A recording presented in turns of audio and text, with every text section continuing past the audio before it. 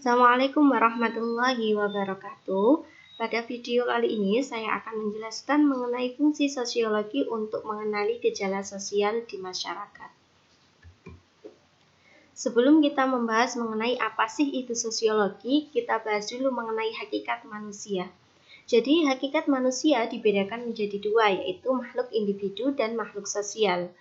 Manusia sebagai makhluk individu maksudnya di sini adalah di mana manusia memiliki kepribadian yang unik, lalu kemudian memiliki penampilan fisik, memiliki kemampuan, kebutuhan, perasaan, dan sikap yang berbeda dengan sesamanya. Lalu kemudian yang kedua yaitu manusia sebagai makhluk sosial, di mana di sini manusia tidak dapat hidup sendiri tanpa adanya manusia lainnya. Oleh karena itu, bentuk sikap sosial yang positif antara lain adalah sikap tenggang rasa, kerjasama, dan solidaritas yang harus diterapkan dalam kehidupan bermasyarakat. Kita beralih ke apa sih itu sosiologi, kita mulai dari pengertiannya dulu. Sosiologi itu berasal dari dua kata, yang pertama yaitu sosio dan yang kedua adalah logos. Sosio sendiri itu berarti teman, kawan, atau masyarakat, sedangkan logos berarti ilmu. Jadi di sini sosiologi adalah sebuah ilmu yang mempelajari tentang masyarakat, baik itu hubungan sosialnya, stratifikasi sosial, ataupun proses-proses sosial yang akan berlangsung nantinya. Dan di sini istilah sosiologi pertama kali digunakan oleh Auguste Comte. Oleh karena itu, Auguste Comte disebut sebagai bapak sosiologi dunia. Dan ada beberapa sumbangsih pemikiran Auguste Comte terhadap ilmu sosiologi. Yang pertama yaitu Auguste Comte berpendapat bahwa sosiologi didasarkan pada sebuah pengamatan, perbandingan, eksperimen, dan metode historis secara sistematis.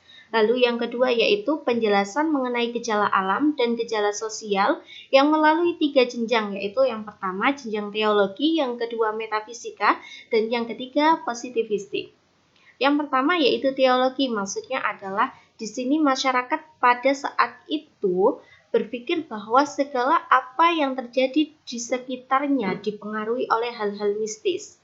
Misal nih, ada gunung meletus, maka di situ masyarakat meyakini bahwa gunung meletus itu dikarenakan ada hal-hal mistis, entah roh nenek moyang yang sedang marah atau apapun, pokoknya segala sesuatunya dikaitkan dengan hal-hal mistis. Lalu yang kedua yaitu jenjang metafisika, di mana jenjang ini jenjang peralihan dari masa teologi menuju masa positivistik. Yang ketiga yaitu jenjang positivistik, di mana pada saat itu masyarakat sudah mulai berpikir rasional, jadi segala apapun yang terjadi di sekitarnya mulai berpikir bahwa hal tersebut disebabkan oleh teori-teori yang lebih bersifat ilmiah atau sains. Lalu sumbangsi pemikiran yang ketiga yaitu sosiologi merupakan ratu ilmu sosial menurut Auguste Comte, dan yang keempat yaitu mengenai statistika sosial dan dinamika sosial.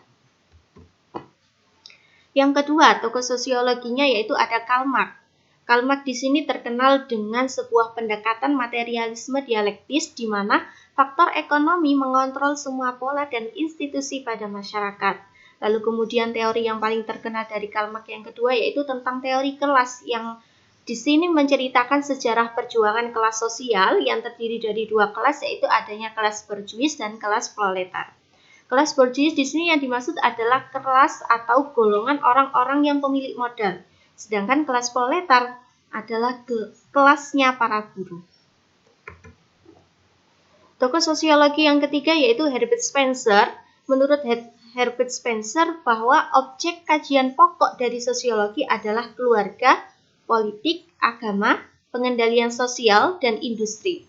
Lalu kemudian Herbert Spencer juga mengikuti sebuah teori yaitu teori evolusi, dan yang kedua adalah analogi organik.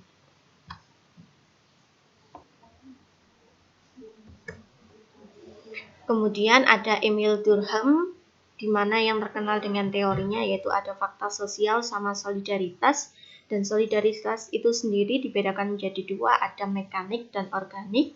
Lalu kemudian ada Max Weber dengan teorinya yaitu teori tindakan sosial, yang nantinya akan diklasifikasikan menjadi 4 teori tindakan sosial. Yang pertama yaitu tindakan sosial rasional, tindakan rasional nilai, kemudian tindakan afektif, dan yang terakhir yaitu tindakan irasional atau yang tidak rasional. Lalu selanjutnya kita kembali lagi nih ke ilmu sosiologi, dan saat ini kita bahas mengenai ciri-ciri dari ilmu sosiologi itu sendiri. Ciri-ciri ilmu sosiologi ada 4. Yang pertama yaitu empiris. Jadi di sini berdasarkan hasil observasi atau berdasarkan hasil pengamatan yang ada di lapangan. Yang kedua, teoritis, yaitu berusaha menyusun abstraksi dari hasil observasi yang konkret di lapangan. Lalu kemudian yang ketiga ada kumulatif, disusun atas teori-teori yang sudah ada, kemudian diperbaiki dan diperluas sehingga memperkuat teori-teori yang sudah ada. Yang keempat yaitu ada non-etis. Pembahasan suatu masalah tidak mempersoalkan baik buruk dari masalah tersebut. Selanjutnya, ada objek kajian sosiologi. Objek kajian sosiologi dibedakan menjadi 2. Yang pertama yaitu objek material dan yang kedua objek formal. Objek material meliputi yang pertama adalah kehidupan sosial, gejala sosial, proses hubungan antar manusia yang mempengaruhi kesatuan manusia itu sendiri. Sedangkan objek formal berarti di sini mengkaji mengenai manusia sebagai makhluk sosial, yaitu hubungan antar manusia dengan manusia, serta proses yang timbul dari hubungan tersebut. Lalu kita ke sejarah kelahiran sosiologi. Sejarah kelahiran sosiologi ini bermula dari adanya sebuah revolusi secara besar-besaran pada abad ke-18. 3 revolusi yang paling mendasari dari lahirnya ilmu sosiologi adalah yang pertama ada revolusi Amerika, di mana pada saat revolusi Amerika di sini mulai menyadari tentang pentingnya hak asasi, martabat manusia yang didasarkan pada keturunan atau kedudukan dalam masyarakat. Nah, dari hal ini kemudian terbentuk sebuah kelas, yaitu adanya kelas elit dan kelas jelata.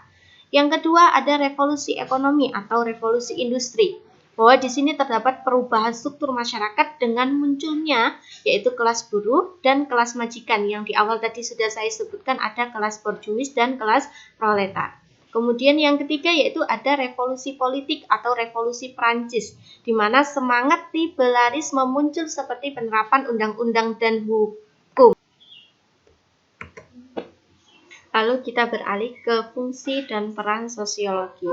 Jadi fungsi sosiologi yang pertama yaitu perencanaan sosial, lalu kemudian yang kedua sebagai penelitian, yang ketiga pembangunan, dan yang keempat pemecahan masalah sosial.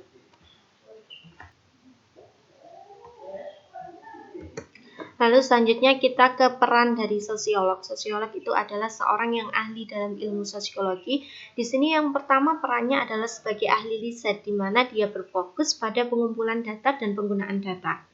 Lalu kemudian yang kedua sebagai konsultan kebijakan. Jadi data-data yang sudah diperoleh lalu kemudian di sini biasanya digunakan dalam sebuah penetapan kebijakan. Lalu yang ketiga yaitu sebagai praktisi atau sebagai ilmuwan terapan. Maksudnya di sini adalah apabila kita hidup dalam bermasyarakat sudah pasti menemukan sebuah masalah. Nah, di sini peran dari seorang sosiolog diperlukan untuk mengatasi masalah tersebut. Dan yang keempat adalah berperan sebagai pendidik, yaitu mengajarkan dan mengembangkan sosiologi sebagai ilmu. Oke, untuk kali ini, pada video kali ini cukup sampai pada peran sosiolog, dan untuk penjelasan materi berikutnya akan dijelaskan di video selanjutnya. Kurang lebihnya mohon maaf. Assalamualaikum warahmatullahi wabarakatuh.